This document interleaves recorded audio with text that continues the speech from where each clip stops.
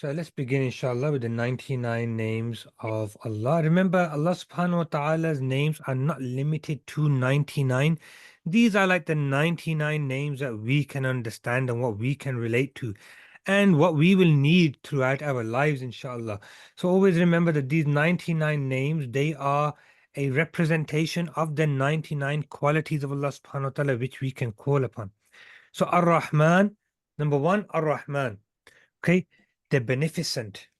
Okay, the beneficent. He who wills goodness and mercy for all his creatures. And now remember what I said previously. Allah subhanahu wa ta'ala is Rahman, is beneficent, is merciful to everybody. Muslims, non-Muslims. Okay, people who obey Allah subhanahu wa ta'ala and people who disobey Allah subhanahu wa ta'ala. Allah subhanahu wa ta'ala is merciful to everyone. Okay. Sometimes, and remember I told you the story about the fisherman. Yeah. So there was two fishermen, and one fisherman was a believer and one fisherman was a disbeliever. So this fisherman who was a believer, when he would throw his net inside the ocean, it only come back with a few fish. But when the disbeliever, when he put his net inside the ocean, it would be overflowing with fish. So the angels were confused at this. So they said, "Oh Allah, why is it that you're giving your believer less and you're giving the disbeliever more?" And Allah subhanahu wa ta'ala says, "Why? Because this disbeliever has nothing in the afterlife. So I'm going to give him all his reward and his Jannah in this world. Okay, but for the believer, he has his Jannah awaiting him in the afterlife. So I will test him through trials and tribulations." Okay, so this whole life is a test, and Allah subhanahu wa ta'ala is merciful to everybody. However, in the dunya, Allah subhanahu wa ta'ala will test people. Okay, and chances are Allah subhanahu wa ta'ala will test the believing people more, which is why the Prophet sallallahu alaihi wasallam said in a hadith, "Ad-dunya sijnul mu'min." Okay, this world is like a prison for the believer. Okay, this world is like a prison for the believer. Why do you think it's a prison, guys?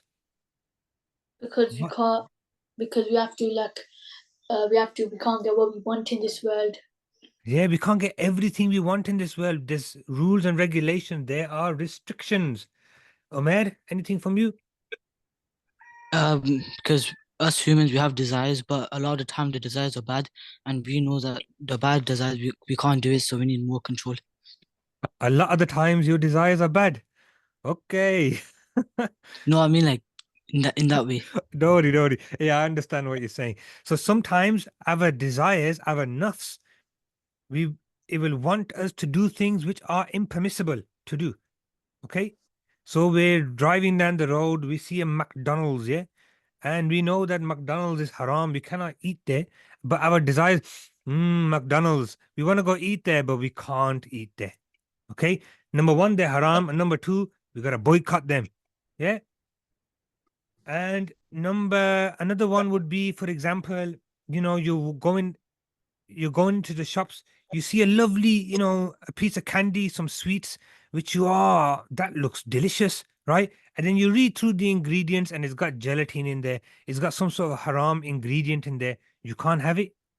There's rules and restrictions, right? Just like when a person's in prison. Sometimes a person's friends will say, "Oh, come on, we're all going somewhere, let's all go out together." You have to think, am I allowed to go to that place or not? Okay.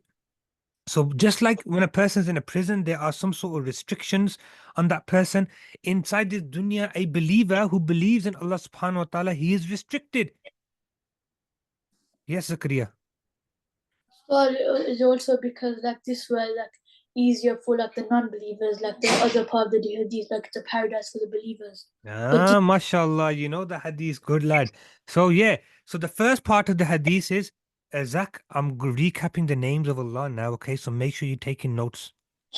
So unmute yourself, please. If you have any questions, make sure you ask, all right? So we're starting off with Rahman, the Beneficent. Is on the screen. Write it down. Try to write the Arabic, the English, and then also the meaning. And if you notice underneath the meaning, there's a bit of an explanation as well.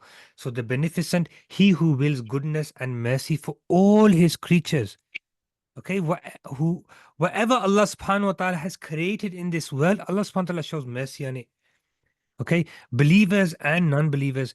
And yeah, going back to the hadith then, The Prophet ﷺ says, Ad-dunya sijnul mu'min wa jannatul kafir. Okay, so this is a prison for the believer and it's a paradise for the disbeliever. Because the person who does not believe in Allah subhanahu wa ta'ala, they have no restrictions.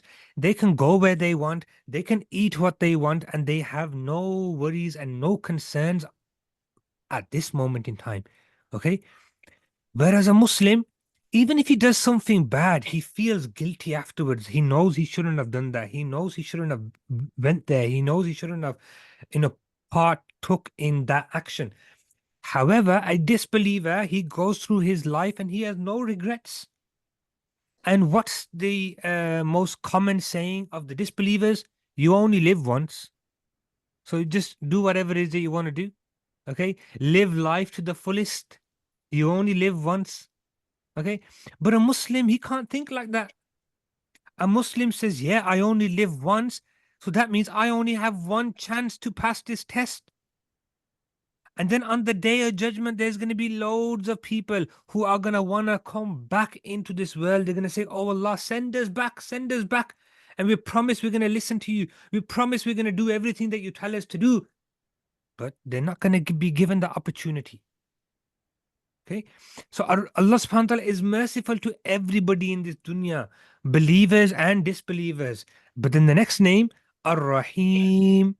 Okay. The merciful, he who acts with extreme kindness, right? The scholars say that Allah subhanahu wa ta'ala is Raheem only for the believers. Okay. So when a disbeliever on the day of judgment, when he's going to want to be forgiven, Allah subhanahu wa ta'ala will not forgive him. They say, you never believed in me. It's too late now. Okay. You cannot say, oh Allah, now I believe in you. Now that you can see Jannah, now you can see Jahannam, now you can see the angels of mercy, now you can see the angels of punishment, now you can see Allah subhanahu wa ta'ala. It's too late. There's no point in writing the answers for the exam once the answers have already been given. Too late now. Okay. So Allah subhanahu wa ta'ala is Raheem only for the believers. So as a believer, Allah subhanahu wa ta'ala can continue to forgive that person. So for example, this person now, they believe in Allah subhanahu wa ta'ala, however, they committed some sins. Then and on the day of judgment, Allah subhanahu wa ta'ala can still forgive that person if he wants to. Or Allah subhanahu wa ta'ala will make them pay for their crime. And once they do the time for the crime, then they will get released and go into paradise.